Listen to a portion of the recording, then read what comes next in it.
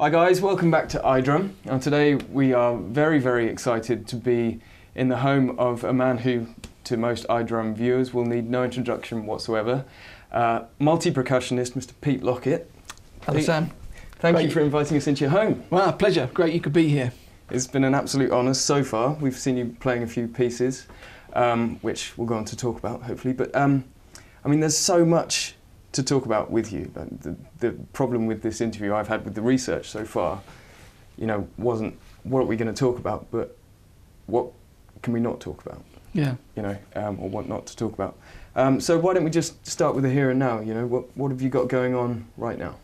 Yeah, there's a few things that I'm quite excited about at the moment. I'm off to India in a couple of weeks, launching a new CD on Times Music in India. And it's an album featuring Pandit Shankar Ghosh, who's a great master tabla player from Calcutta, and musicians from Calcutta. And it's been, you know, a long time in the making, and it's a really kind of interesting mix of different influences and you know, electronics with ancient sort of classical tabla compositions, and it's a really cool project. And I've also got a project with his son, Bikram Ghosh, called The Mighty Trio, with Bikram, myself, and Greg Ellis, who's a great percussionist from Los Angeles. Works a lot on, you know, all the sort of film soundtracks and stuff like that. So you've worked with him before as well? Yeah, we did a gig in the end of 2012 in India. We did a Mighty Trio performance, which was cool. That was kind of good to, you know, break bread with people and you know, get the. I mean, I've worked a lot with Bikram before, but that was the first time with Greg. Okay. And then I've got starting an album now with Russ Miller, because we're doing the London Drum Show later in the year, and a few dates. We're trying to plan a few dates around that as well. Great. So that's you know, that's an exciting project. And I've got a new project called Sapta 35. That title is reference to the Carnatic Talam clapping cycles, the main 35 traditional Talams. Okay. And that's with Bernhard Schimpelsberger, who's a great Austrian drummer, who's like worked across a lot of Indian genres and different genres. So yeah, lots of interesting stuff going on. Busy as ever. Trying to be. Yeah. Can you tell us a bit more about the project with Russ Miller? Because, I mean, we had Russ actually in the magazine not long ago. Will you be performing together as a clinic or as a sort of showpiece? Well, at the London Drum Show, we're going to do a performance together. So, you know, we'll both do a little solo section, and then we'll play a few tracks together. Yeah. We've played together before. We did a few different festivals in Europe a couple of years ago. So we've got some material, and of course I was on his Arrival CD and then the follow-up DVD as well. So we've got some history together. So it'll be an exciting project. I'm really looking forward to that. Yeah, we are too, definitely. So of course you're so busy with, well, this year has been incredibly busy for you so far with the app. Yeah. The award-winning app. We can't actually show it here and now, obviously, for technical reasons, unfortunately, but can you tell us a bit more about it for people who perhaps haven't seen it yet? Yeah, well, it's what I wanted to do was create something that, you know, all the apps that I'd seen, you know, the Cajon app or this app or that app, it was all pretty lame, you know, from what I could see, you know, and you tap it and there's sync issues and the sounds aren't very good. So I wanted to do, you know, two things. Actually, it came from, do you know Urban Spoon? Yeah, we just randomly shake it and the, you know, the fruit machine changes. Yeah. My original idea that it would just be grooves, different patterns. So, you know, say 10 conga patterns, 10 bongo patterns, 10 whatever patterns, percussion. You shake it and you'll come up with different grooves. Okay, so a completely randomised. That was the first idea, yeah, completely random. So you can, and it kind of just blossomed into this. Luckily, I hooked up with a guy called Jesse Chappell of Sonosaurus, who's got the app called Thumb Jam, which is a really cool app. I'm sure a lot of the viewers will know that. And it just blossomed into this thing that became all of that, you know, variation and possibilities with lots of different grooves to put together, but also solo pads that you can play over the top. So I've taken lots of different instruments, multi-sampled them. So each NAR stroke on the tabla, for example, there's 30 samples of it, different velocities, every single stroke. And so when you go across the pad, there's different ways you can trigger it, but at the bottom of the pad is quiet, at the top is loud. If you scroll faster, you get 16th notes and then 32nd notes. So the idea is that anyone, and it will trigger in time, it will be, it's a bit like almost like a step sequencer sort of thing in your triggering it.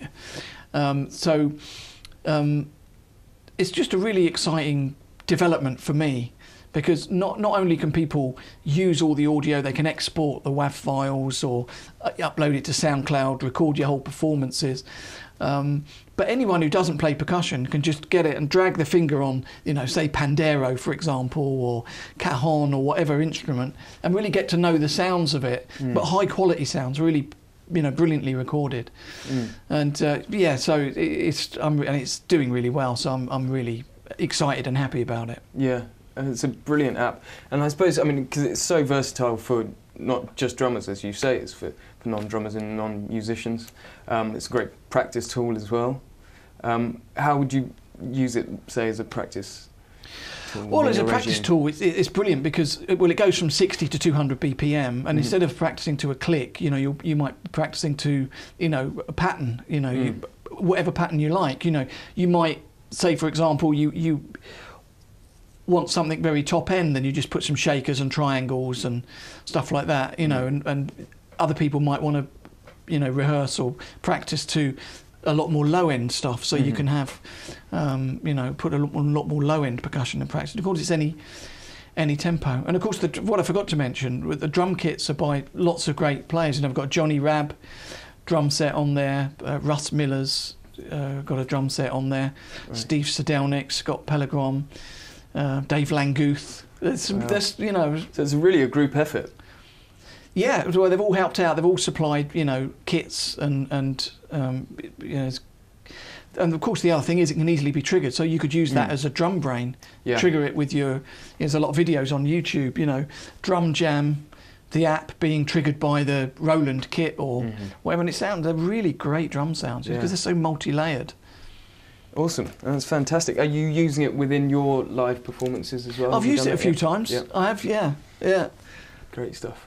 Of course, linked with that, or at least in terms of the name, at NAMM this year you introduced the Drum Jammer. Exactly. The stick with Vic Firth, which I conveniently have with me here. Could you tell us a little bit about these? Yeah. Well, again, I'm really happy with this the stick development. What I wanted actually was there's one for you. Thank you. And one for me. Now we can both play a drum set part, divided into two. What I wanted was something, in the past I've used very thin timbali sticks to play rimless drums, such as frame drums or drums like that. The problem with actually a regular drumstick for me, playing rimless drums, was that the acorn would have too much impact on how the stick hits the drum. Yeah. So I wanted this type of taper that we have here, and also a really small acorn. So that's great for rimless drums. It's also really cool for metallic percussion. So playing on sometimes in the studio I'll get lots of little gongs out and stuff like that. And sometimes the acorn on a regular drumstick can be too big, and a timbali stick will be too fat. Whereas this is really quite delicate, and it's brilliant for defined cymbal work. And it's kind of a 5B body, so it's very unusual in the sense that you've got this very delicate kind of tip, but you've got a meaty, nice weighted body, and then round the other way. It's great for like full-on, like heavy-duty timbali sticks, and also toms, and even some bigger drums. Yeah. So let's talk a little bit more about your playing. Of course, let's get into that.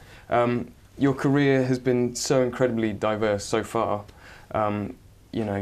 Books, DVDs, tuition, your countless sessions, albums, working on your own material and other people's. Working in films, of course, arranging and scoring and recording percussion. But I mean, perhaps people most associate you with the Carnatic and Hindustani traditions of Indian music. When was your first excursion away from sort of Western music and the drum kit per se into that realm? Well, actually, I started drumming quite late. I started at 19. Moved to London after 2 years. That was what I wanted to do.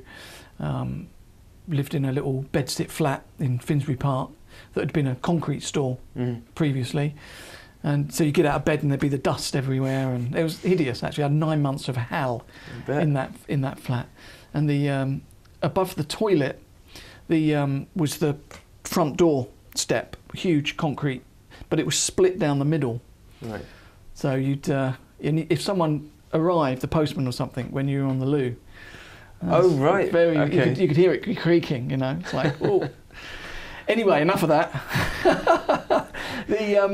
I moved to London, and then I was working in rock bands and this and that. Nothing major, just like the Greyhound circuit sort of thing, And then there was a festival of India at Alexandra Park, and they built life-size temples, and by chance a friend of mine lived there, near there, and we heard this music one night coming through the window, and we thought, well, go and see what that is. And never heard anything like it before. I had no exposure whatsoever to that type of music. We went down, and it was a free concert, and it was Zakir Hussain, the great tabla master, and the late great Ali Akbar Khan, sarod player, and it was just mind-blowing thing. And I was like, it was this huge, venue, football stadium-sized, venue, packed, and we were at the back, and right at the front there was these two little dots and this massive noise coming out, and it was like, wow, it's incredible. I've never heard anything like it. And then I made a mental note of it. I didn't understand it at all, to be honest. I had no idea. It was like music from Mars for me. It was completely so totally different.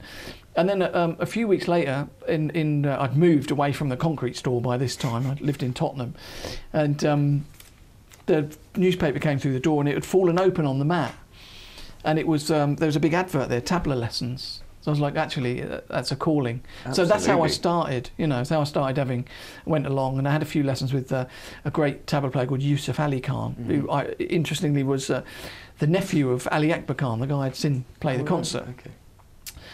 And the student of the person that I'm just releasing the album with in India. Really? So yeah, it all comes full circle. Yeah. And then after a few lessons, he said, look, come, I'll teach you privately. The group was going a little bit slow, and I was kind of bang into it. And originally it was just to complement my drum set playing. But, once you get into that world, it's so completely fascinating. It's just amazing, an amazing world of rhythm.